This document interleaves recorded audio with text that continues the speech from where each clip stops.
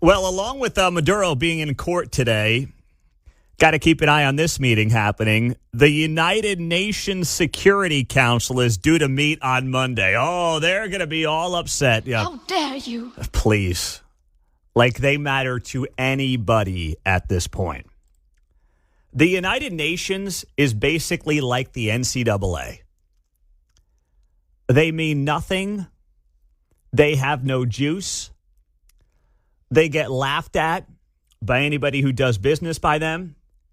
And they're the last ones to know about it. The NCAA has become a feckless operation that pretends to still run college athletics. The United Nations is basically that on the world stage. Like anybody cares what the United Nations is going to say. Or like, certainly, we should care what the United Nations is going to say. Nobody cares. No, at least we don't. And that's what matters. So you've got this meeting happening today. And by the way, the United Nations Security Council met twice in recent months in October and December over the escalating tensions between the U.S. and Venezuela. And we cared so much about what they thought.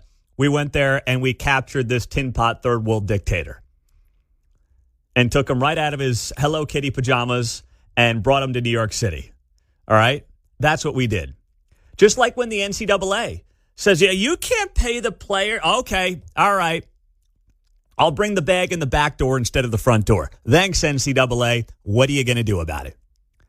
I don't know what's going to come out of this meeting today from the United Nations. I know this.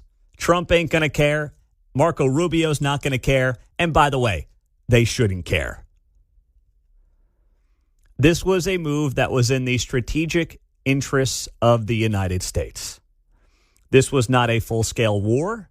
This was not intended to be some type of nation-building project. This is not Iraq 2.0. And I say that as somebody who grew up during the Iraq War and watched it go from something that was intended to be a good thing for the Middle East and turned out to be one of the biggest disasters in modern American history, led by George W. Bush and Dick Cheney.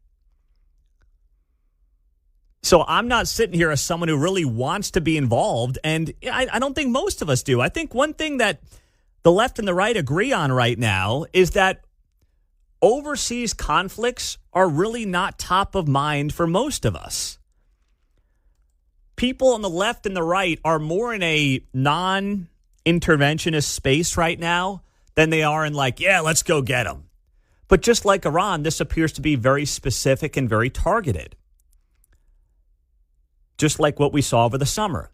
Strike Iran, get the bad guys, get in and get out, and send a statement to the world. In this case, a statement to the Western Hemisphere, but also it's about China. It's about Russia. China is the biggest importer of Venezuelan oil. So there's geopolitics at play, but also you got a guy who has been importing illicit drugs to this country for years now. And at a time when we are dealing with record levels of overdose deaths in this country, largely driven by fentanyl being laced into a lot of our drugs, who would be against this? Why would you look at this moment and say, well, I don't know about this for the United States? Why? Now, if Trump comes out and says, hey, we're doing some nation building, we're sending troops down there, and this is going to be good for us, and here's why, I'll be like, whoa, pump the brakes, buddy. This is not what you promised. This is not what this mission was supposed to be. But that's not being said right now. I mean, I want, and we should all want America to rule over this hemisphere and really exert our power for the good of our people. That's what this feels like it needs to be about. And that's what it feels like Saturday morning was all about for the United States.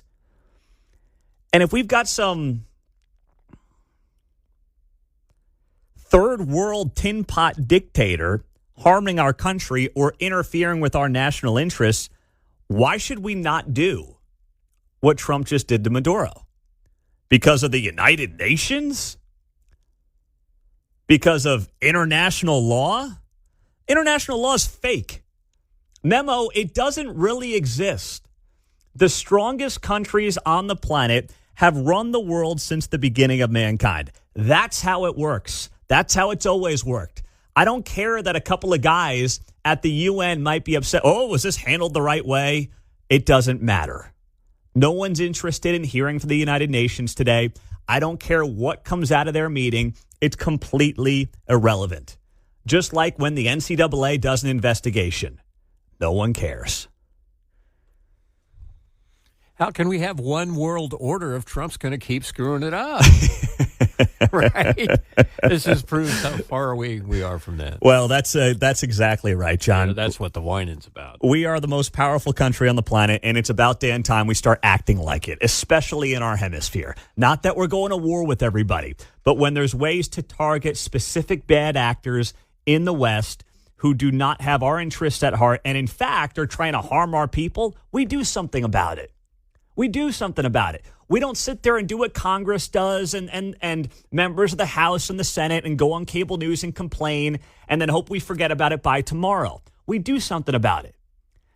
And like Trump or hate Trump, guess what? The guy does something about it when he's passionate about something and thinks something can be better off for the American people. He just does it. He gets it done. And for all the things you can say about him that maybe he comes up short on personally, when it comes to just getting things done, getting stuff done, getting something else done that's not FCC compliant, he just goes out there and he does it. And that's exactly what this operation was over the weekend. Now, a lot's come out about whether or not this needed congressional approval. We'll talk to Greg Jarrett of Fox News coming up at the bottom of the hour. He's one of their legal analysts. You may have seen him on TV over the weekend if you were watching any Fox News of this breaking coverage. But he will be here at the bottom of the hour on KCMO. We'll get his reaction to that and, what the congressional approval side of this is really all about and whether or not it's just political. Because you saw Emanuel Cleaver come out over the weekend and throw a big stink about this. I mean, the Kansas City representative was not happy at all with what happened in Venezuela. Emanuel Cleaver putting out a statement over the weekend saying the president's reckless decision to put our service members in harm's way by attacking a sovereign nation without a coherent rationale or approval from Congress is unconstitutional, destabilizing to the region, and deeply damaging to America's reputation around the world. Well, first off, no service members were killed in this highly efficiently executed arrest of Maduro. That's number one. Number two, a coherent rationale. Well, I'm pretty sure the rationale is awfully coherent. Okay? He's in New York City facing charges related to cocaine trafficking. On top of the fact that we all know he was not a duly elected president down there. So I'm pretty sure the rationale is more than coherent. But when you're Emanuel Cleaver and you spend your life every day in a state of incoherence, things that are coherent, I understand might be difficult for him to understand and really grasp the concept of. Destabilizing the region, can it be any less stabilized at times? I mean, are you kidding me? You act like South America is filled with first world countries right now. Destabilizing the region by removing a tin pot third world dictator. Got it. And deeply damaging, says Cleaver, to America's reputation around the world. My goodness, man. You really think that I care, or most Americans care, about what the leader of Romania, Norway, Spain, Somalia, China, you really think that we should care right now about what they think about what we just did on something that was in our best interests as a nation and as American people? As we deal with record levels of overdose deaths in recent years? Really? You think that? Emanuel Cleaver is so lost. I mean, he always is, but he's even more lost in left field than he normally is. Holy cow.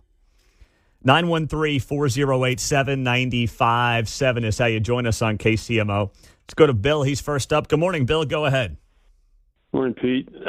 Just imagine if you had Congress involved in this and you'd advised, Emanuel Cleaver and Eric Swalwell and all of these people, how secret it would have remained and how many servicemen would have been killed had they let out, all the information. Excellent point, Bill. There was a report yesterday that the New York Times and the Washington Post actually found out about this moments before the attack took place. I don't know if it was 2 hours or 2 minutes.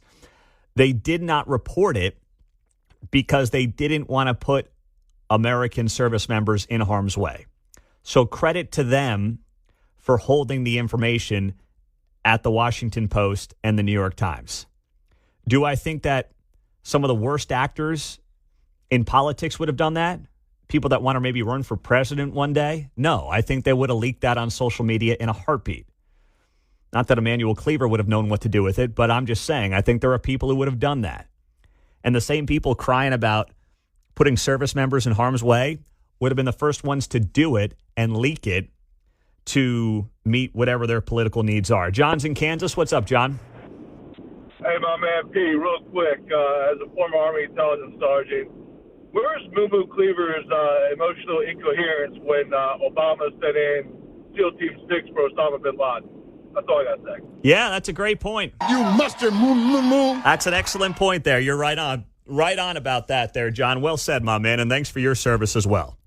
913-4087-957 is how you join us on KCMO Talk Radio on a busy Monday morning. 913-4087-957. Greg Jarrett, Fox News legal analyst on the Venezuelan strike, is going to be here in 20 minutes on 95.7 FM KCMO.